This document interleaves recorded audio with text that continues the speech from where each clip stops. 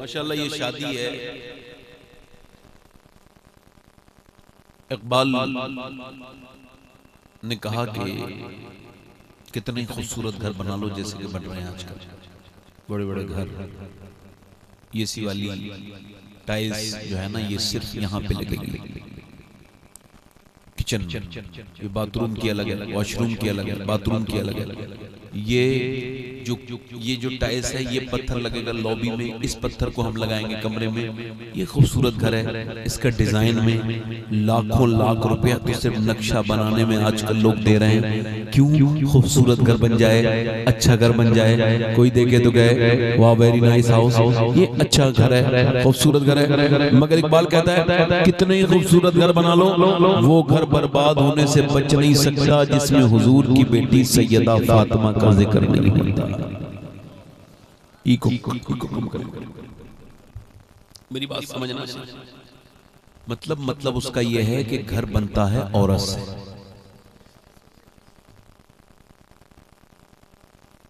और औरत बनी है हया से, और हया है सैयदा फातिमा से। अब अगर बेहया औरतें घर में आ रही हैं तो फिर घर बनेगा नहीं। अगर बेनमाजी औरत घर में आएगी तो घर बनेगा नहीं, बल्कि जहन्नमी बनेंगे उस घर के बच्चे। इसी वजह से पहले लोग शादी करते थे ना, इधर देखो, तो पहले वो चेक करते थे। हमारे इलाके में, ये इलाके में, इस बरेली इलाके में भी ऐसा होता था कि नानी तक को चेक करते थे लोग। बोलो बात सही है कि गलत है? कहते थे भाई नानी शरीफ होगी तो फिर बेटी शरीफ होगी, बेटी शरीफ होगी तो नवाजी शरीफ होगी। मतलब ये पूरी देखते थे पूरा कि कहीं कोई खोट तो नहीं है। बोलो मैं गलत कह रहा हूँ या सही कह रहा हूँ? अब नहीं देखते लोग, अब तो बस मालदार हो, थोड़ी दौलत कमा ली हो उसके बाप ने, फिर चाहे लड़की कितनी बेशरम हो, बेगैरत हो, बेपर्दा हो, बदलिहाज हो, पता होने के बावजूद भी सिर्फ पैसे की लालच में बुढ़ा शादी करता है। और हाजी जी है, बताओ ऐसे हाजी का हज कबूल आपको लगता है? मुझे तो लगता नहीं। मुझे तो लगता है ये काबे में भी चक्कर ही मारे इसने, इसके दिल पे कोई असर कोई नहीं। इसे अल्लाह ने दिया बहुत है, मगर फिर भी अपने बेटे के लिए ये ताजिर ढूंढ रहा है कोई मालदार घर मिल जाए जहां 1000 लोगों की बारात में लेकर के जाऊं तो फिर मेरी बारात को खाना खिलाने वाले लोग मिल। हमको कुछ चाहिए नहीं, बस 1000 बाराती आएंगे। इसका मतलब ये है इसने ताल्लुकात तो बना लिए नंगे ने, इस भूखे के लोगों से ताल्लुकात तो हो गए, मगर अपने घर पे खिलाने की औकात और हैसियत नहीं है। इस वजह से ये दूसरों के कांधे पे रख के बंदूक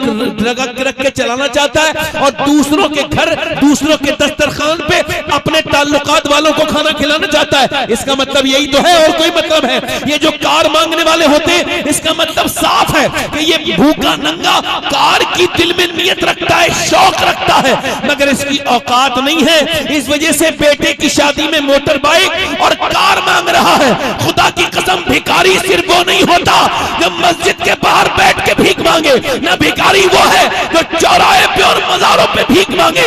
हर वो आदमी भिखारी है जो अपने बेटा दिखा करके लोगों से जहेज मांग रहा है, वो शख्स भिखारी है। और ये ऐसा भिखारी है जिसको लोग भिखारी करने के लिए तैयार नहीं। और खुदा की इज्जत की कसम खा के कहता हूं, आज के जमाने में अगर कोई नौजवान ऐसा हो, तुमको खबर है तुमने इतनी महंगी शादियां कर दी कि आज गरीब जिसकी 3-4 बेटियां हैं, वो बेटी जब तेरे लड़की की शादी देख करके गई, तूने अपनी लड़की की शादी में बहुत खर्चा किया, और खर्चा करने के बाद फिर क्या हुआ कि तूने खर्चा करने के बाद फिर ये किया कि लोगों से दाद मौसूल की। लोगों ने कहा बड़ा अच्छा खाना बना, बड़े अच्छे जहेज दिया, मगर गरीब की लड़की खाना खा के गई, हलक में से लुकमा नहीं उतरा। रात को रोती रही, मां ने पूछा क्यों रोती है मेरी बेटी? बेटी रो के बोली मेरा बाप तो मजदूर है, ना इतना पैसा कभी आएगा, ना हमारे हाथ कभी पीले, न जिस पे जमीन है वो कहां से शादी करेगा अपनी बेटी की। हमको दर्द है मुसलमानों का, हम सिर्फ और सिर्फ एक दूसरे का खून पीना चाहते हैं। उस बाप के आंसू कौन पूछेगा जिसको रात को नींद नहीं आई? तुझे तो पैसे मिल गए, तूने शादी कर ली, बताओ उस गरीब बेटी के अरमानों पे कौन कहेगा कि ला मैं तेरा भाई हूं, मैं तेरी शादी करूंगा। मुसलमान बच्चियों की उम्रें बढ़ रही हैं, रिश्ते लड़के बहुत हैं मगर सब पैसे के गुलाम हैं, जाहिल हैं, बदतमीज हैं, अल्लाह के गजब को दावत दे रहे हैं, तभी तो घरों में झगड़े हैं। एक बात बता रहा हूं, आज के जमाने में अगर कोई नौजवान ऐसा लड़का बैठा हो तो मैं उसका हाथ चूमने के लिए तैयार हूं, सैयद हूं, फिर भी इस महफिल में जो ये ऐलान करे कि जब मैं शादी करूंगा चाहे मुझे अल्लाह कितनी दे मगर मैं जहेज नहीं मांगूंगा, बगैर जहेज के आराम से मस्जिद में जाके शादी करूंगा, बिल्कुल एक कप चाय भी नहीं पीऊंगा, बल ऐसे सादा शादी करूंगा। कोई इससे पूछे क्यों, इस वजह से करूंगा, मुझे अपने इमाम का ये शेर समझ आ गया है कि कौन सा शेर, कि कौन देता है देने का मुंह चाहिए, देने वाला है सच्चा हमारा। जिंदाबाद जिंदाबाद, सुभान अल्लाह। आज हमने एक दूसरे को, इधर देखो मेरे भाइयों, इधर देखो, आसानियां करो, अल्लाह ने तुमको दिया है, उधर ना देखो, वो आवाज करता हुआ चला जाएगा, मेरी तरफ देखो आप। हो सकता है मैं आप आखिरी तकरीर कर रहा हूं जिंदगी की, हो सकता है आप आखिरी सुन रहे हो, बोलो।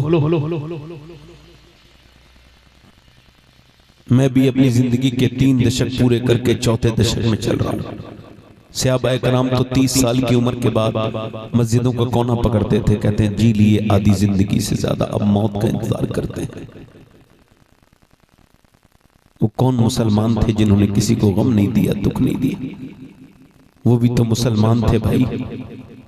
पहले लोग शादी करते थे तो बहन देखते थे नानी तक, क्या देखते थे? उनको खबर है नानी का असर बेटी पर, बेटी का असर उसकी बेटी पर, बिल्कुल सही देखते थे, कुछ गलत नहीं देखते थे। इस्लाम भी कहता नानी देखा करो, अगर नानी देखनी है इस्लाम में तो मक्के की खदीजतुल कुबरा को देखो, और अगर बेटी देखनी है तो मदीने की सैयदा फातिमा ज़हरा को देखो, फिर नवासी देखनी है तो करबला की ज़ैनब कुबरा को। जिंदाबाद।